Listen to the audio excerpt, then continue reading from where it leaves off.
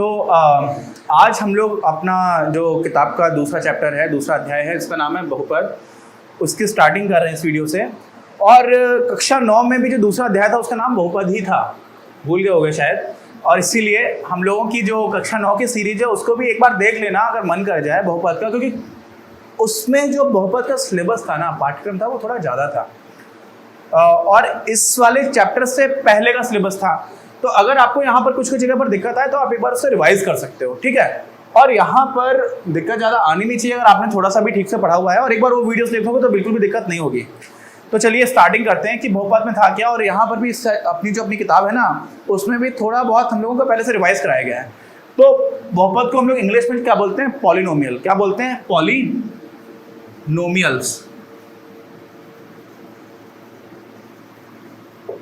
अभी मैं क्या करता हूँ ना, मैं इंग्लिश मीडियम के बच्चों के लिए भी वीडियोस बनाता हूँ और हिंदी मीडियम के बच्चों के लिए बनाता हूँ।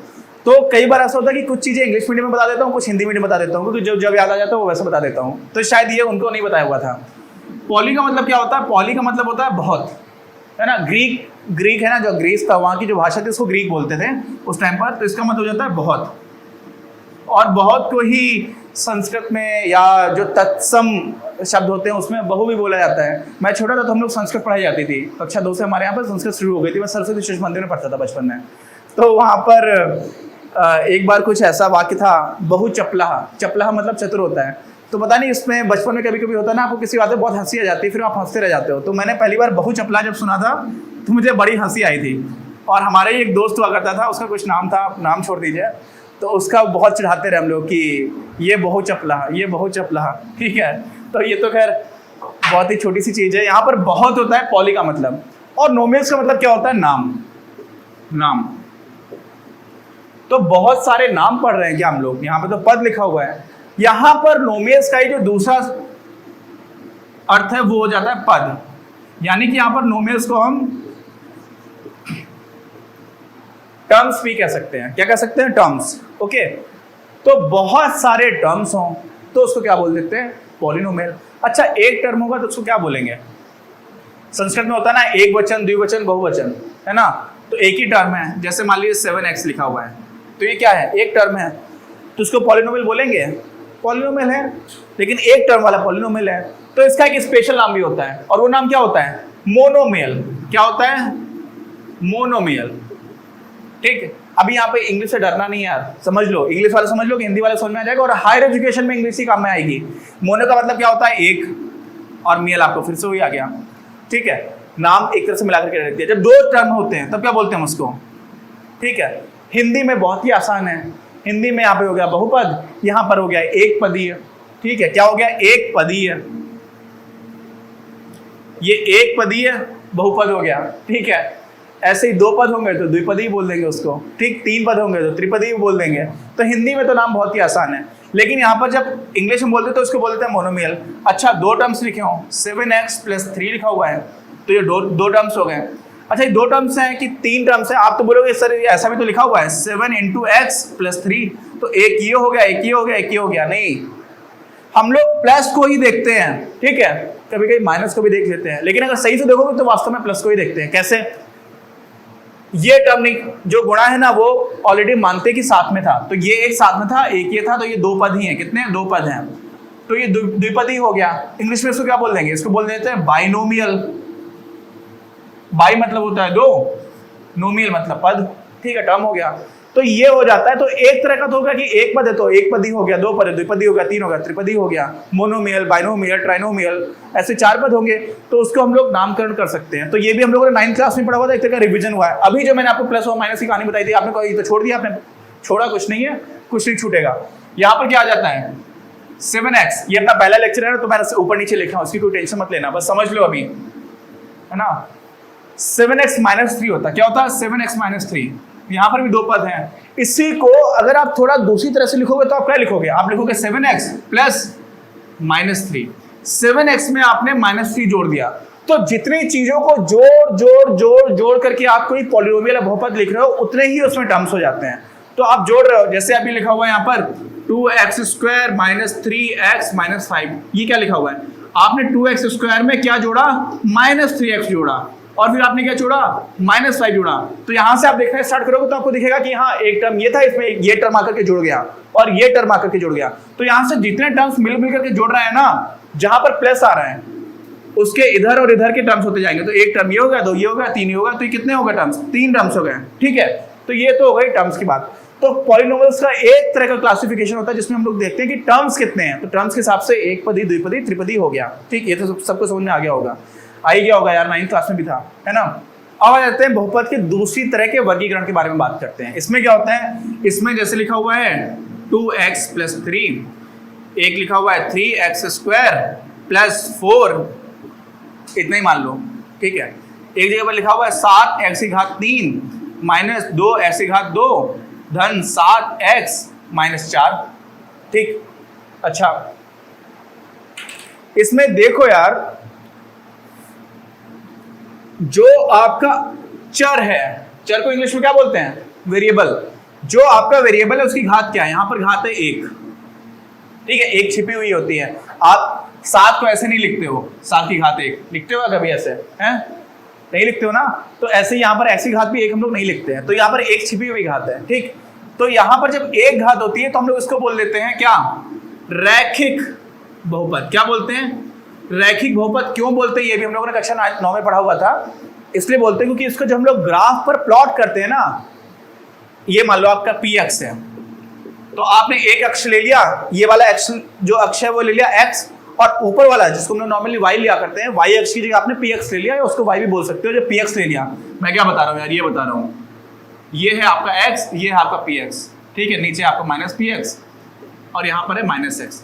तो इसमें जब आप इसको इस तरह का कुछ भी प्लॉट करोगे ना, तो हमेशा एक लाइन बनती है। क्या बनती है, एक लाइन बनती है, एक कोई स्ट्रेट लाइन बन जाएगी। ठीक, और इसी वजह से कुछ इस तरह की लाइन बनेगी, है ना। कैसी बन सकती है, यहाँ पर कुछ इस तरह की बनेगी, तो इसको हम लोग क्या बोल देते हैं, इस वजह से उसको बोला जाता है रैखिक। क्योंकि रैखिक, उसका जो ग्राफ है वो रेखी बन रहा है, एक रेखा बन रहा है, इसलिए रैखिक हो जाता है। और रैखिक क्या हो जाता है, बहुपद। और ये रैखिक बहुपद कब हुआ, जब यहां पर चर की घात 1 है। चर की ध्यान रखना, ऐसा मत कर देना कि 7 की घात 1 x² लिखा हुआ है +3 लिखा हुआ है, तो आप कह दो कि यहाँ पे तो यार इसकी घात 1 है तो ये भी रैखिक हो गया। ये नहीं होगा, हमें चर से मतलब है। चर, ये तो अचर है, इसको बोलते हैं कांस्टेंट, इंग्लिश में इसको बोलते हैं वेरिएबल। हमें किससे मतलब है, हमें तो मतलब है इससे, जो है हमारा चर, है ना। और चर की घात यहाँ पर क्या है, 2 है। तो जब 2 घात होती है तो हिंदी में नाम बड़े आसान है, इंग्लिश में इसका एक थोड़ा अलग से नाम आ जाता है, क्वाड्रेटिक बोलते हैं। क्या बोलते हैं, क्वाड्रेटिक। ठीक है, क्वाड्रेटिक क्यों बोलते हैं, क्वाड्रेट होता है, क्वाड्रेट का मतलब होता है स्क्वायर, स्क्वायर का मतलब क्या होता है, वर्ग। और यहाँ पर x की घात 2 है, इसका मतलब x² है ना, तो x का वर्ग है, तो x के वर्ग की वजह से क्वाड्रेट आता है, क्वाड्रेट से आता है स्क्वायर, और स्क्वायर का मतलब वर्ग, और इस वजह से उसको क्वाड्रेटिक बोल देते हैं। वहां पर भी एक रिलेशन है, लेकिन क्वाड्रेटिक कोई इतना कॉमन नहीं है इंग्लिश में नाम। हिंदी में तो भैया बहुत आसान है। हिंदी में क्या है राजा बाबू, हिंदी में इसका द्विघात समीकरण। 2 घात है तो द्विघात हो गया। ठीक है, तो ये द्विघात समीकरण नहीं है, बहुपद की बात करें तो द्विघात बहुपद हो गया। क्या हो गया, द्विघात बहुपद। ठीक, मैं जब पहली बार मैंने द्विघात समीकरण पढ़ा था ना, तो मुझे नाम बड़ा अजीब लगता था। मतलब वो प्रतिघात है ना, बाहुबली तो तब नहीं आई थी उस टाइम पर, लेकिन प्रतिघात, द्विघात, तो ऐसा होता था कुछ लड़ाई होने जा रही है क्या। लेकिन इसमें इतना आसान था, ये द्वि है, ये घात है। ठीक, तो 2 घात है तो द्विघात हो गया। अच्छा, जब 3 घात होती है तो यहाँ पे 3 घात है कि नहीं है, यहाँ पे 3 घात। अच्छा, इसमें बताइए कितनी घात है, 7x⁻³ यानी 7x³ धन 4x⁴ धन 3x⁻²। इसमें कितनी घात है, इसमें 3 है या 4 है, क्या है, जो सबसे ज्यादा होती है वो घात होती है, भले ही वो बाद में लिखा हो। ये स्टैंडर्ड फॉर्म में नहीं लिखा है, स्टैंडर्ड फॉर्म में जो बड़ी घात उसको हम पहले लिखते हैं, लेकिन उसके बाद भी अगर सबसे बड़ी जो घात है वही इस बहुपद की घात हो जाएगी। अच्छा, ठीक है, तो आपने कहा अरे अब तो सब कुछ समझ में आ गया, तो आपने लिखा x⁻³ -7 धन x⁻³ धन 15x² धन 100⁻100। इसमें बताइए राजा बाबू, ये तो बहुपद ही नहीं है। बहुपद क्यों नहीं है, कक्षा 9 याद करो यार, भूल गए हो फिर से। इसमें ये क्या है, अगर एक भी चर की घात ऋणात्मक हो, किसी भी चर की घात ऋणात्मक हो या कोई भिन्न हो, जैसे इसकी जगह अगर ये भी लिखा होता है x की घात 1/2, बाकी कुछ भी आप लिख दो, बाकी कोई फर्क नहीं पड़ता, समझ लो ना। एक भी पद में अगर घात भिन्न है या फिर घात ऋणात्मक है तो कभी भी वो बहुपद होता ही नहीं है, ये बहुपद है ही नहीं। ठीक, आगे बात समझ में। और साथ में ये चर है यार, अचर है, कांस्टेंट है, इसकी तुम कितनी भी घात लगा दो वो तो एक संख्या आ जाएगी, उससे लेना देना नहीं है। हम सबसे बड़ी घात की बात करते हैं, और कब? जब ऋणात्मक ना हो और भिन्न ना हो। तो यहां तक भी समझ में आ गया होगा। इसमें जो सबसे बड़ी घात होती है उसी को हम लोग बहुपद की घात बोलते हैं। यहाँ पे सबसे बड़ी घात क्या है? यहाँ पे सबसे बड़ी घात है ये। ठीक, तो ये जो सबसे बड़ी घात है तो इसको हम लोग इंग्लिश में बोल देते हैं क्यूबिक, है ना। क्यूब होता है, घन होता है। घन क्या होता है? 7 की घात 3 है तो उसको बोलेंगे 7 का घन है। इसका मान कितना आ जाता है? 343 आ जाता है। तो ये 7 का घन है जब भी 3 की घात होती है। और उसको इंग्लिश में क्या बोलते हैं? उसको बोल देते हैं क्यूब। क्या बोल देते हैं? क्यूब। हिंदी में क्या बोलते हैं? घन, है ना। घनन घनन घन घेरे आए बदरा, इसमें भी एक कहानी याद आती है मुझे, कुछ कुछ चीजें याद आ जाती है। तो घनन घनन में क्या होता है कि जब ये गाना लिखा जा रहा है तो जावेद अख्तर साहब ने लिखा है, और आमिर खान जाते हैं और बोलते हैं कि ये गाना बड़ा कठिन लिख दिया आपने, ये चलेगा नहीं, क्योंकि जो आम जनता है उसको समझ में नहीं आएगा। और फिर गाना बहुत मशहूर हुआ। तो कभी कभी अपने को पता नहीं होता है, जो मूवी में काम करे उनको भी नहीं पता होता कौन सी चीज चल जाएगी कौन सी नहीं चल जाएगी। तो ये वो वाला घन नहीं है, है ना। ये कौन सा घन है? ये गणित वाला घन है जिसमें किसी भी संख्या को आप वापस गुणा कर रहे हो, फिर एक और बार उसी को गुणा कर रहे हो, तो वो आता है घन। और घन को इंग्लिश में क्या बोलते हैं? क्यूब। और वहां से आ जाता है इसका नाम क्यूबिक। क्या जाता है? क्यूबिक। ठीक है। रूबिक्स क्यूब देखा है कभी? कभी नहीं देखा है तो देख लो यार, इमेज में लगा होगा, कहीं पर लगा दिया होगा। ठीक है। उसमें क्या होता है? उसमें हम लोग अलग अलग साइड पर एक ही तरह का रंग लाने की कोशिश करते हैं, कभी करने की कोशिश करिए। उसमें कुछ पैटर्न्स होते हैं, उसमें भी आपका दिमाग थोड़ा थोड़ा खुलना स्टार्ट हो जाएगा। मेरा एक दोस्त है मानस, हम लोग के साथ ही काम करता है, बड़ी जल्दी कर देता है वो। एनीवेज, दूसरी बात मैं क्या बता रहा था, देखो घन हो गया, है ना। इसको हिंदी में क्या बोलते हैं? हिंदी में बोलते हैं इसको त्रिघात समीकरण। क्या बोलते हैं? त्रिघात। बहुत ही आसान है, 3 होगा तो त्रिघात हो गया। अच्छा, तो त्रिघात बहुपद है, द्विघात बहुपद है, रैखिक बहुपद है, लेकिन साथ में ये द्विपदीय है। तो रैखिक है इसका मतलब द्विपदीय ना हो, ऐसा नहीं हो सकता, द्विपदीय है। ठीक है, क्यों? क्योंकि इसमें 2 पद हैं।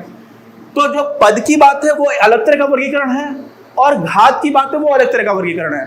तो ये जो कुछ भी मैंने पढ़ाया है ना, कुछ भी नया नहीं है, 9th क्लास का सब कुछ है। इसलिए अगले वीडियो से हम लोग इस चैप्टर की फॉर्मल स्टार्टिंग करेंगे कि हमारे इस चैप्टर में क्या क्या चीजें आ रही हैं। मिलते हैं अगले वीडियो में। अगर आपको ये वीडियो पसंद आया तो प्लीज़ इसे अपने दोस्तों के साथ शेयर करें, लाइक करें, आपके अपने चैनल अपनी क्लास को सब्सक्राइब करें और बेल आइकन को प्रेस करना ना भूलें। Thank you very much. Have a nice day.